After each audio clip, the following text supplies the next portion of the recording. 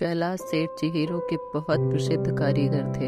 उनके हाथों में करिश्मा था कि उनके तराशे हुए हीरे जो भी देखता हैरान हो जाता था। ऐसी कारीगरी देख ग्राहक भी मुंह मांगी रकम देने को तैयार हो जाते थे और सुनार को मोटा मुनाफा मिलता था। इसी वजह से कैलाश सेठ द्वारा तराशे हुए हीरो की मांग हमेशा बाजार में बनी रहती थी। वो सुनारों से हीरा ले आते और अपने घर में बैठकर उसको तराश कर सुनार को वापस दे देते। उनका बेटा रजत अभी स्कूल में पढ़ता था, लेकिन जब भी कैलाश सेठ हीरो को तराशा करते तो वह उन्हें बहुत ही ध्यान से देखता। उसकी उत्सुकता और हीरो के प्रति लगाव देख वो उसे भी अपने हुनर की बारीकियां समझाने लगे। कभी कभी तो वो उसे एक छोटा सा हीरा दे देते थे और कहते कि जैसा मैंने समझाया है उसी तरह से तुम भी तराश के दिखाओ। और रजत बहुत लगन से हीरा तराशता। जैसे जैसे वक्त बीतता गया उनका रजत भी अच्छा कारीगर बन गया और कैलाश सेठ जी बहुत खुश थे। अब वो सुनारों से ज्यादा हीरे लाते और दोनों बाप बेटा मिलकर उनको तराशते थे। लेकिन अब तक उन्होंने सुनारों को अपने बेटे की कार्यकुशलता के बारे में नहीं बताया था। एक दिन अचानक दिल का दौरा पड़ने से कैलाश सेठ जी की मौत हो गई। बेटा गम में डूब गया। उसे पिता की मौत का सदमा इतना गहरा लगा कि वो हर वक्त दीवार पर टंगी अपने पिता की तस्वीर को ही निहारता रहता। जब से कैलाश सेठ जी का देहांत हुआ था तब से घर में कमाई का एक पैसा भी नहीं आया था। घर में दाल रोटी खत्म होने की नौबत आ गई थी। तब माँ ने उससे सुनारों के पास जाकर कुछ काम मांगने के लिए कहा ताकि घर खर्च निकल सके, और कोई चारा न देख उसने अपने को संभाला और बाजार निकल पड़ा। कैलाश सेठ के चले जाने के बाद सुनारों ने हीरो की तराशी का काम दूसरे कारीगर को देना शुरू कर दिया था।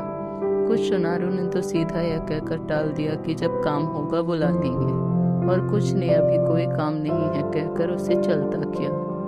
थक हार कर बेचारा घर वापस आ गया। घर के हालात अच्छे न होने की वजह से उसने कहीं नौकरी करने की भी सोची, लेकिन फिर ये सोच कि उससे तो हीरो के अलावा कुछ आता ही नहीं, वो मायूस हो गया। कुछ दिन ही बीते थे कि एक दिन एक आदमी उनके घर आया। उसे मालूम ही नहीं था कि कैलाश सेठ का तो देहांत हो गया था। ये सुन उसे बहुत दुख हुआ, और वो जब चलने को हुआ तो रजत ने पूछा क्या कोई काम था।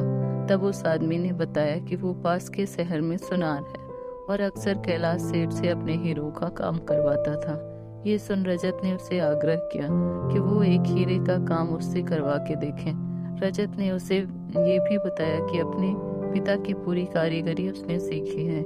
ये बात उस सुनार को ठीक लगी और उसने सिर्फ एक हीरा रजत को दिया और कहा कि इसे तराश कर कल मुझे दुकान पर दे जाना। अपने पिता को प्रणाम कर रजत काम में जुट गया। सारी रात लगा रहा। उसने उस हीरे को तराशा और सुबह उस सुनार के पास पहुंच गया। उस हीरे को देखते हुए उस सुनार के मुंह में सिर्फ एक ही बात निकली, कौन कहता है कैलाश सेठ जी नहीं रहे। कैलाश सेठ तो मेरे सामने खड़े हैं रजत के रूप में। ये तो अपने पिता की ही परछाई है। ये सुन रजत की आंखों में आंसू आ गए। ये कहानी हमें यह बतलाती है कि अपने हुनर को पहचानो, जीवन में आगे बढ़ने के लिए परिश्रम करो और अपने काम को लगन से करो, तभी सफलता तुम्हारे कदम चूमेगी। अगर आपको हमारी स्टोरी पिता की परछाई अच्छी लगी हो तो अपने दोस्तों के साथ भी शेयर कीजिए और कमेंट में जरूर बताइए कि कैसी लगी हमारी ये कहानी।